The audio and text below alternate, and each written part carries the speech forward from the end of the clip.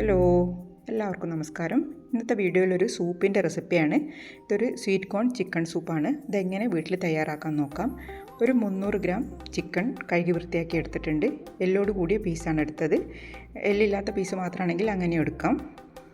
എല്ലില്ലാത്ത പീസാണെങ്കിൽ 300 gram എടുക്കണ്ട, കുറച്ചും കൂടെ കുറച്ചിട്ട് എടുത്താൽ മതി. ഇത് ഇറച്ചി കുറവുള്ള പീസായതുകൊണ്ടാണ് ഞാൻ 300 ഗ്രാം എടുത്തത്.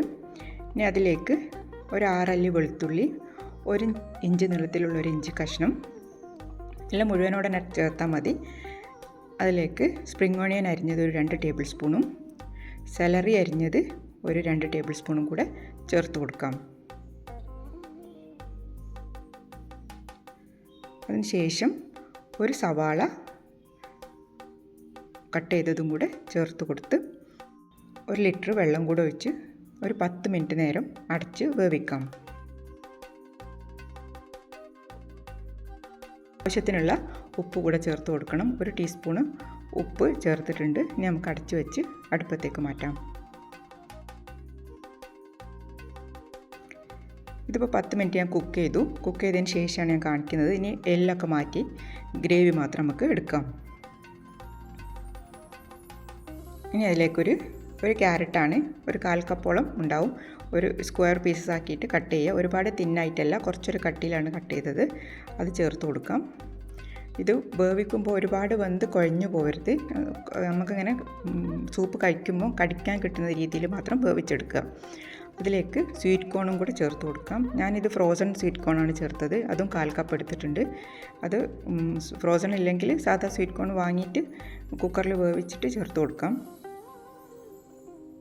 അതും കൂടി ചേർത്തതിന് ശേഷം ഒന്ന് അടച്ച് വെച്ച് ഒരു 5 മിനിറ്റ് കുക്ക് ചെയ്യാം. അപ്പോൾ 5 മിനിറ്റ് ശേഷം ഞാൻ തുറന്നതാണ്. ഞാൻ ഫ്ലെയിം സ്ലോയിലേക്ക് മാറ്റിയിട്ടുണ്ട്.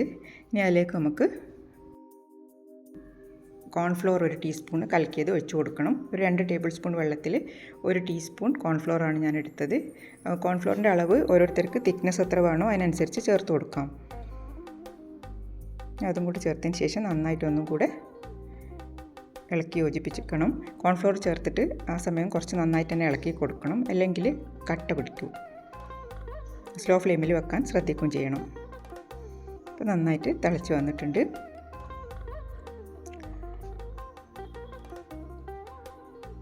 കുറച്ച് നേരം കൂടെ നന്നായിട്ട് തിളച്ചതിന് ശേഷം നമുക്ക് എഗ് വൈറ്റ് ചേർത്ത് കൊടുക്കണം. ഒരു മുട്ടൻ്റെ വെള്ളയാണ് ഞാൻ എടുത്തിട്ടുള്ളത്.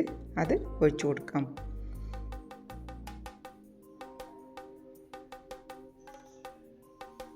അത് ഒഴിച്ചു കൊടുത്തതിന് ശേഷം നന്നായിട്ട് തന്നെ ഇളക്കി കൊടുക്കുക. ഇളക്കി കൊടുത്താൽ മാത്രമേ ഇതുപോലെ നൂല് പോലെ കിട്ടുള്ളൂ.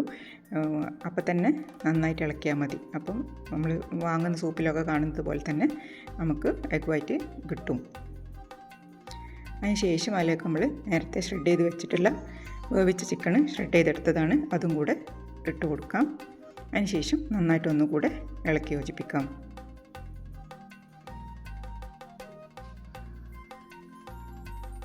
ഇനി ആവശ്യത്തിനുള്ള എരിവിനാവശ്യമുള്ള പെപ്പർ പൗഡർ നമുക്ക് ചേർത്ത് കൊടുക്കണം.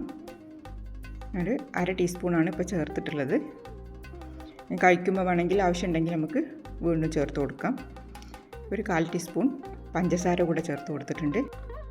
അതും കൂടെ ചേർത്തിട്ട് നന്നായിട്ടൊന്നും കൂടെ മിക്സ് ചെയ്യാം. ഒരു 1/4 ടീസ്പൂൺ ഉപ്പ് കൂടെ ചേർത്ത് കൊടുത്തിട്ടുണ്ട്. ഉപ്പ് നോക്കിയപ്പോൾ കുറച്ച് കുറവായിരുന്നു. ഇത്രേ പണിയുള്ളൂ. നമ്മളെ സൂപ്പ് ഇവിടെ റെഡി ആയിട്ടുണ്ട്. കുറച്ച് സ്പ്രിംഗ് ഓണിയൻ്റെ ലീവ്സ് കട്ട് ചെയ്തതും കൂടെ ഇട്ട് കൊടുത്തതിന് ശേഷം നമുക്ക് തീ ഓഫ് ചെയ്യാം. എല്ലാം കൂടെ ഒന്ന് നന്നായിട്ട് മിക്സ് ചെയ്യാം. ക്യാരറ്റ് ആവശ്യമില്ലെങ്കിൽ ചേർക്കണ്ട. ക്യാരറ്റ് കൂടെ ചേർക്കുമ്പോൾ കുറച്ചും കൂടെ ഹെൽത്തിയാണ്. തീ ഓഫ് ചെയ്തിട്ടുണ്ട്. ഇനി നമുക്കൊരു സർവിങ് ബൗളിലേക്ക് മാറ്റാം.